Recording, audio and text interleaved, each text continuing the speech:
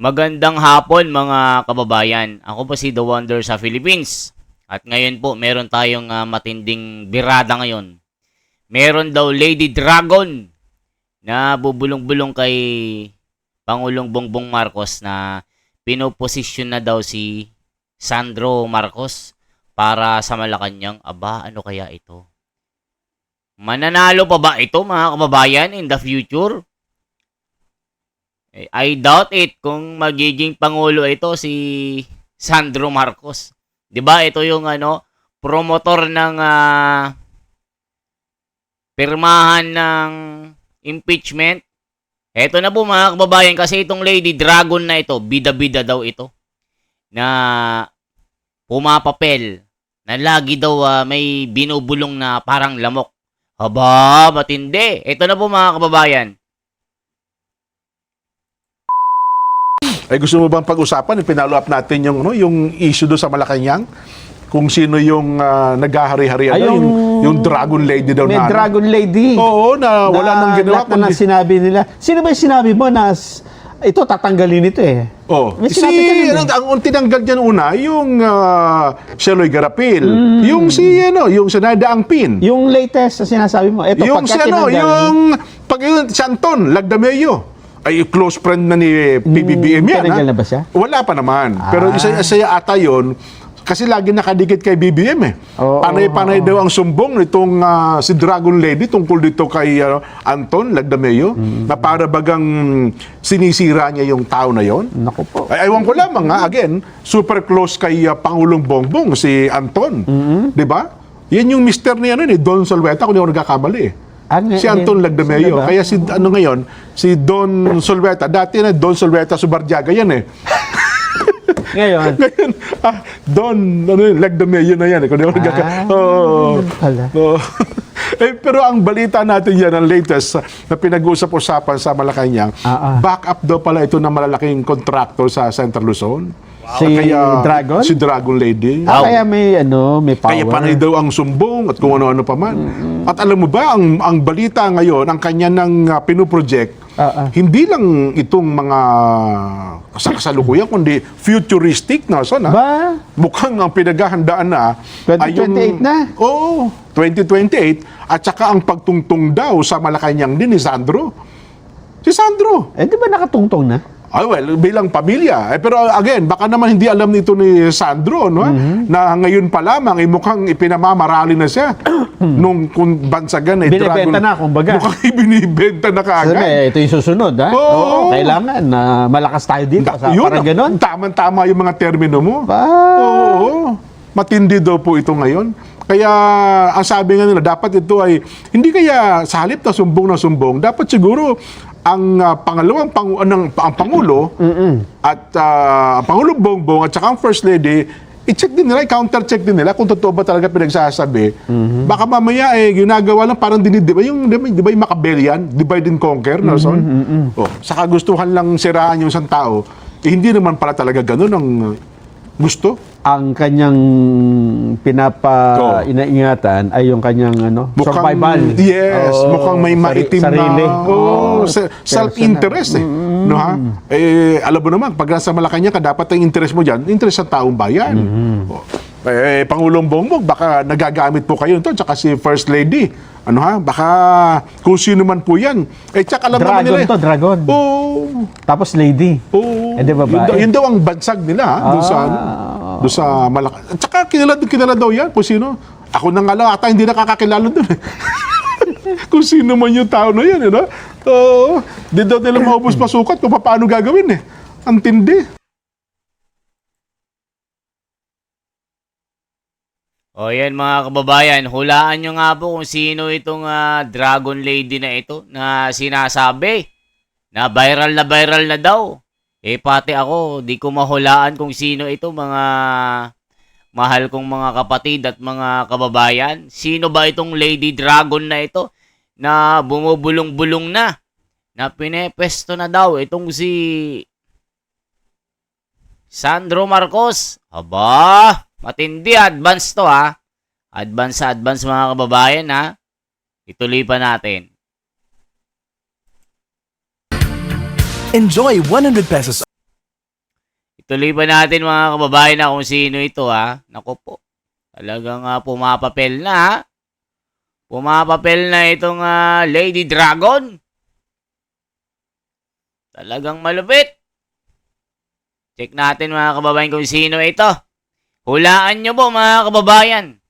Kasi nako pumapapel na daw pumapapel Matindi daw Matindi daw itong Lady Dragon na ito mga kababayan. Ulitin natin. Talagang matindi itong Lady Dragon na ito.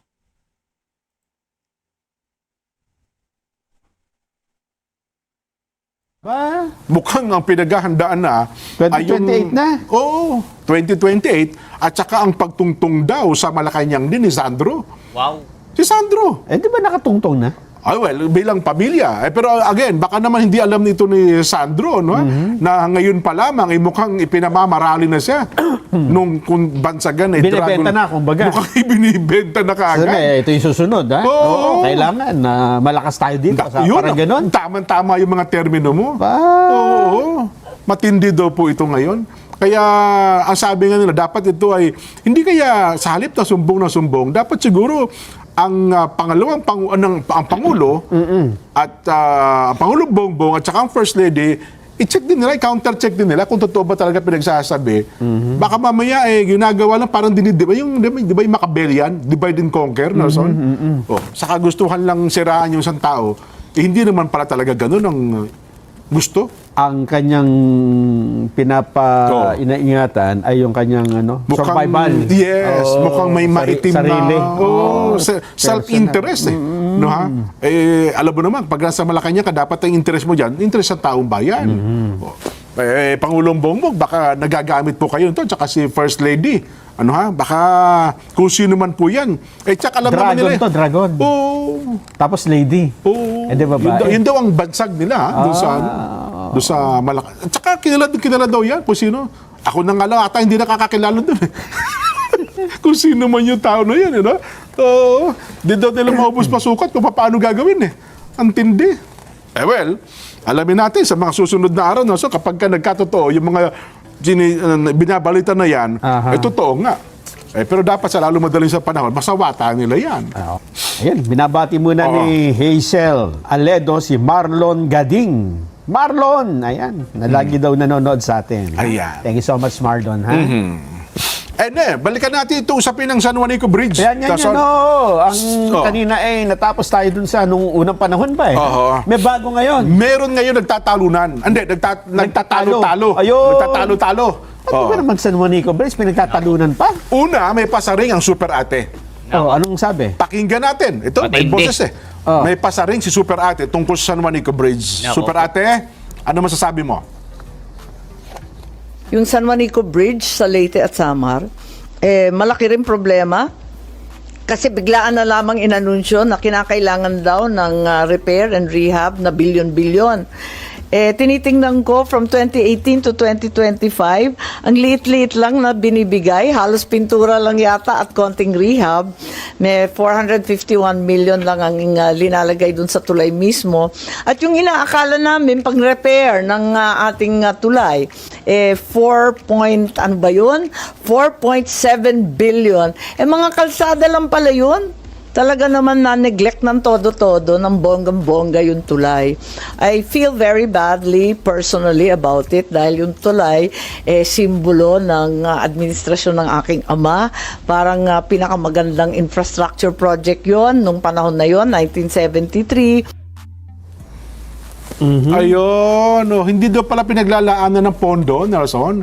Pero di ba naalala mo, ewan ko lang kung naalala pa ng ating nakasubaybay, parang ilang taon na nakalipas, pinaglaanan yan, 75 million, pailaw pa lang Last year lang yan. Last year lang ba yun?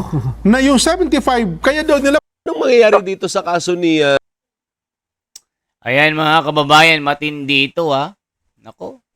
Baka pagmumulan lang ng corruption po ito. Talagang wala silang makitang pagkakitaan ngayon, mga kababayan, Machiavellian, divide and conquer, Nelson. Matindi, Sa kagustuhan lang siraan yung isang tao. Grabe. Hindi naman pala talaga ganun ang Gusto? Ang kanyang inaingatan ay yung kanyang survival. Yes, Oo, mukhang may maitim sarili. na self-interest eh. No, ha?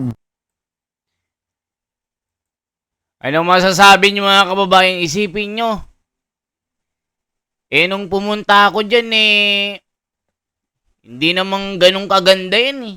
Kung wala ka talagang sasadyain na iba, hindi mo na mapupuntahan yung San Juanico Bridge eh. Isipin nyo, may mga budget pala. Pero, ay nako, pinagkakakitaan na naman nila, Pati si Super Ate, diskumpiyado dito mga kababayan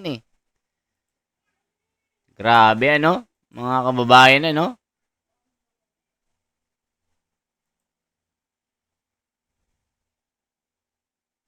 Baka nagagamit po kayo ito, tsaka si First Lady. Baka kung sino man po yan. Tsaka alam naman nila. Dragon to, dragon. Oo. Tapos lady. Oo. Eh, di ba ba? Yun daw ang bansag nila, doon sa Malacan. Tsaka kilala daw yan, kung sino. Ako na nga lang, ata hindi nakakakilala doon. Kung sino man yung tao na yan, di daw nila maubos pasukat kung paano gagawin Ang tindi. Well, alamin natin sa mga susunod na araw, so kapag ka nagkatotoo, yung mga binabalita na yan, totoo nga. Pero dapat sa lalo madaling sa panahon, masawata nila yan. Ayan, binabati muna ni Hazel Aledo si Marlon Gading. Marlon! Ayan, na lagi daw nanonood sa atin. Ayan. Thank you so much, Marlon. Ha? Balikan natin ito usapin ng San Juanico Bridge. Yan. Ang kanina natapos tayo dun sa nung unang panahon ba Oo. May bago ngayon. Meron ngayon nagtatalunan. Hindi, nagtatalo-talo. Ayun. Nagtatalo-talo. Ano ba naman San Juanico Bridge? Pinagtatalunan pa? Una, may pasaring ang Super Ate. Anong sabi? Pakinggan natin. Ito, may boses May pasaring si Super Ate tungkol sa San Juanico Bridge. Super Ate, ano masasabi mo? Yung San Juanico Bridge sa Leyte at Samar, malaki rin problema kasi biglaan na lamang inanunsyo na kinakailangan daw ng repair and rehab na bilyon-bilyon. Tinitingnan ko from 2018 to 2025, ang liit-liit lang na binibigay, halos pintura lang yata at konting rehab. May 451 million lang ang linalagay dun sa tulay mismo. At yung inaakala namin pang-repair ng ating tulay, 4.7 billion. Mga kalsada lang pala yun. Talaga naman na-neglect ng todo-todo ng bonggang-bongga yung tulay. I feel very badly personally about it dahil yung tulay simbolo ng administrasyon ng aking ama. Parang pinakamagandang infrastructure project yon nung panahon na yon, 1973. Ayun, hindi daw pala pinaglalaanan ng pondo, Nelson. Pero di ba naalala mo, ewan ko lang kung naalala pa ng ating nakasubaybay, parang ilang taon na nakalipas, pinaglaanan yan, 75 million, pailaw pa lang Last year lang yan. Last year lang ba yun? Na yung 75, kaya daw nila paiilawan, Para maging tourist attraction. yun, magiging tourist attraction. Kaya nga sabi, naging Vox Populi pa ata yun Oo. Hindi ba sa palatuntunan? Tama. Naging makatwiran ba yung paggalaan ng 75 Paggastos. million? Oo. 'Di ba? Kasi kung ang maiwan ko lang meron ba pumupunta diyan sa lugar na 'yan para lang pasalan? Sobrang layo kasi. di ba? Malayo. Saka buti sana kung may mga katabing tourist destination din Wala naman Hindi ka naman pupunta ron para ang pasyalan mo lang San Juanico Ayun tulay. at magpapapicture ka. Siguro maaari may mga dadaan. Ito pala San Juanico, pero para puntahan mo yan, San Juanico Bridge lang ang puntahan mo, parang hindi naman yata. Hindi ganon. practical, Yes, Pero nangyari na po yun. Sa kabila niyan, sumagot naman ang Kamara de Representante, sa pamamagitan po nitong si House spokesperson Princess Abante. Sabi niya, mukhang nami-personal lang si Senadora Amy. Sa halip niya na harapin ang kanya pananagutan bilang mababatas, partikular na po sa proseso ng national budget. Mukha kasing umiinit nga po yung usapin ukol sa isyu ng San Juanico Bridge. Hinamon po nitong si Princess Abante, si Super Ate, ilahad ang sarili nitong kontribusyon sa pagpapanatili ng tulay matapos umanong maliitin ng senadora ang ginagawang hakbang ng pamahalaan sa pagkasabing pang-repainting lamang ang nakalaang pondo para dito. Parang gusto sabihin ni Abante, o ikaw nga, walang kang ano eh. Wala kang- Pinupo naman, wala kang ang share eh. Oo. Parang ganda ng ibig sabihin ni Princess eh. Sige nga, Diyo. pakinggan nga natin. May boses ba? Oo. Pakinggan natin. Princess, ano masasabi mo? Siguro, si Senator Amy, since she is very much concerned, talangan din natin tanongin, ano naging ambag niya bilang senador na kasama naman sa tungkulin niya ang pag-ayos ng budget ng bansa dun sa pangangalaga ng San Juanico Bridge. Ayun! At dinagdag pa dyan, Nelson, sabi ni Princess, ang listahan daw po ng pondo nila ng Kamara sa tulay, 27 million noong 2018, 22 million noong 2019, Grabe. 105 million noong 2021, Hindi ng mga budget. 90 million noong 2022, at 150 million noong 2023. Para sa 2026, may panukalang itaas ito ng 400 million pesos. Wow. Aba, ganun pala kadami ang daang O mga kababayan, ba't nung dumaan ako doon, sira-sira pa din. Tapos, umaalog-alog pa pagka nandun ka sa gitna. Nakakatakot. Tapos yung mga kalsada doon, bako-bako. Lalo na pag nakalampas ka na po, papuntang Katarman, Kalbayog. Ay grabe, yung pigsa mo. Sasabog eh. Totoo. Mahilo-hilo ka dun. Kung sino po yung mga naka-experience na pumunta ng paglampas nyo dyan, isama nyo pati Katarman, Kalbayog, yung mga kalsada po. Nakaka-irita na magbiyahe. Yung pigsa ko, sumabog eh. Pati mga pimple-pimple ng puwet ko, napisa. Dahil sa sobrang bako-bako ng kalsada. Kumbaga, bungi-bunging kalsada, kaya minsan hindi rin napupuntahan dahil ang pangit ng kalsada nyo. Tapos itong San Juanico Bridge, nung duman ako, sira-sira. Grabe pala ang pondo dyan. Sabi nga ng mga netizen, ginagawang gatasan lang ito. Yun pong sabi ng mga netizen, ha. Grabe pala, no? Tapos bilyon-bilyon na naman ang ilalaan dyan. Sabi nga nung angkor ng Net25, hindi mo naman sasadyain yan, na San Juanico Bridge lang, Buti sana kung may mga Starbucks dyan sa baba niyan. May mga nilalagay na mga parke dyan para pasyalan. Hindi naman ganun ka-famous yan. Diba? Alam na. O mga kababayan, ano masasabi nyo dito? Ano pong masasabi nyo po sa issue na ito? Na pati yung si Super Ate, nagagalit na din. Ayan, na buljak tuloy itong spokesperson ng Kamara. O, pa-like po, pa-share, at pa-subscribe po ng ating munting channel mga kababayan. Salamat po.